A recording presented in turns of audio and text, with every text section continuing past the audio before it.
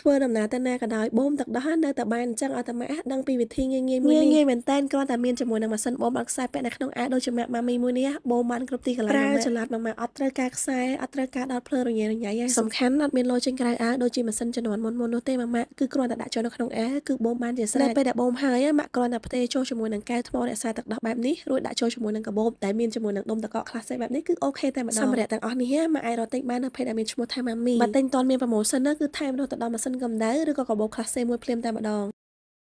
ព្រឹកនេះមកប្រេឲ្យហើយសម្រាប់កាបូបរក្សាទឹកដោះទុកធ្វើដំណើរទៅខេត្តថ្ងៃចូលឆ្នាំម៉ាក់ដែលបូមទឹកដោះហើយអត់ដឹងថាត្រូវរក្សាទុកទឹកដោះមិនពេលធ្វើដំណើរអាចមើលវីដេអូនេះបានកាបូបនេះមានរហូតដល់2ជាន់ខ្ញុំដាក់ពេញបូមនៅជាន់ក្រោមក៏បាននៅជាន់លើក៏បានដែរគឺចុះដូចគ្នាហើយពេញបូមម៉ាមីគឺផ្ទុកទឹកដោះបានច្រើនណាក៏នៅតែដាក់ចូលដែរតែជាមួយនឹងជាន់ក្រោមក៏ដាក់ជាមួយនឹងកែវស្តុកទឹកដោះវិញក៏បានដែរឃើញតែខ្ជិះខ្ជូតអញ្ចឹងឯងកាបូបនេះប៉ុន្តែគឺដាក់បានច្រើនមែនទាំងដបទាំងពេងដាក់ចុះដូចគ្នាទាំងពីរជាន់នឹងអត់មានតម្រូវថាអូពេងត្រូវតែដាក់ជាន់នេះដបត្រូវតែដាក់ជាន់នេះអត់ទេនិយាយទៅយូរអវ៉ាន់កូនមែនតែអត់ចង់បានស្ពីនសពងឬក៏រោករ៉ាពេកកាបូបនេះទោះបីជាខ្ញុំផ្ដាច់ទឹកដោះបានសម្រាប់ឈប់បូមក៏នៅតែប្រើបានដែរព្រោះប្រើបានច្រើនយ៉ាងមែនតែនិយាយពីដុំតកកនេះវិញគឺដាក់បានរហូតដល់6កែវដុំនេះមានរូបរាងស្តៀងគ្នាប៉ុន្តែនេះវិញគឺរង្វាន់វាធំដាក់សម្រាប់ជាមួយនឹងដបធំក៏បានដែរចង់ដាក់ជាមួយនឹងឡាំងស្នោក៏ប្រើបានដែរជាមួយនឹងដុំតកកមួយនេះព្រោះដាក់បានច្រើនមែនតើ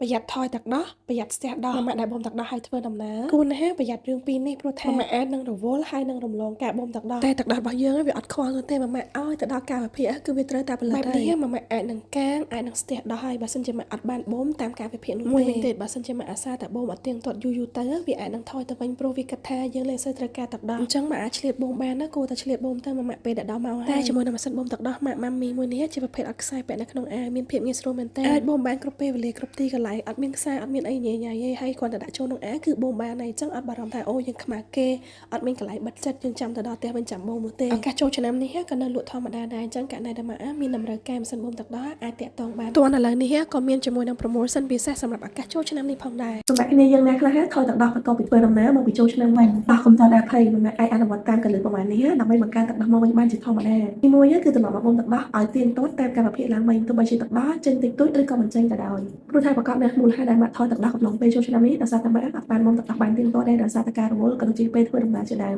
ពីម៉ាក់អាចអនុវត្តជាមួយនឹង power pumping ដូចដែលម៉ាក់បានដឹងហើយ power pumping គឺជាការបូមទឹកដោះជប់បូមទឹកដោះជប់គឺបូមទឹកដោះ20នាទីជប់10នាទីបន្ទាប់មកបូម10នាទីហើយសម្រាប់10នាទីទៀតរួចក៏បូមទឹកដោះបញ្ចប់10នាទីថែមទៀតទី3គឺម៉ាក់ត្រូវធ្វើចិត្តជាធម្មតាព្រោះម៉ាក់ដឹងហើយថាការ stress ការពិបាកចិត្តក៏ធ្វើឲ្យទឹកដោះរបស់យើងថយដែរអញ្ចឹងវាថយចុះមកអត់ជាបញ្ហាទឹកដោះយើងមានឡើងមានចុះធម្មតាទេអញ្ចឹងម៉ាក់ញ៉ាំម៉ាក់គេសម្រាប់អីឲ្យបានគ្រប់គ្រាន់ត្រឡប់មកវិញជាធម្មតានោះទឹកដោះរបស់ម៉ាក់វាឆាប់កើតមកវិញហើយបញ្ហានេះខ្ញុំជឿថាងាយកើតឡើងចំពោះម៉ាក់ដែលគាត់ប្រើប្រាស់ម៉ាស៊ីនបូមទឹកដោះម៉ាមីដោយសារតែវាជាម៉ាស៊ីនបូមអត់ខ្សែពាក់នៅក្នុងអាវអញ្ចឹងទោះបីជាម៉ាក់ធ្វើដំណើរក៏ដោយម៉ាក់រវល់យ៉ាងណាគ្រាន់តែដាក់ចូលនៅក្នុងអាវគឺយើងអាចបូមបានហើយអញ្ចឹងការដែលបូមបានទៀងទាត់បែបនេះទឹកដោះរបស់ម៉ាក់កម្រណាស់ដែលនឹងថយចុះ